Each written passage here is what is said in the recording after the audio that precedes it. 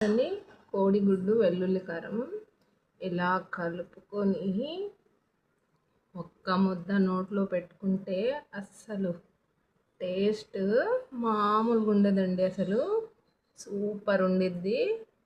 ఎలా చేయాలో చూపిస్తాను. ఒక్క ముద్ద ఇలా తింటే సూపర్ ఉండిద్ది.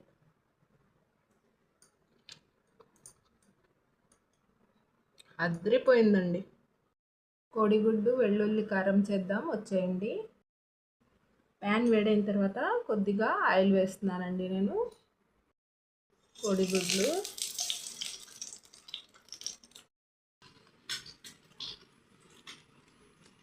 జీలకర్ర, కారం, ఉప్పు బాగా దంచుకోవాలి. కోడిగుడ్లు ఫ్రై చేసుకున్న తర్వాత దంచుకున్నది వెల్లుల్లి కారం వేసేసుకోవాలి. కరివేపాకు కూడా వేస్తున్నాను. చూడండి, ఇది మొత్తం చక్కగా కలిపేసుకోవాలి.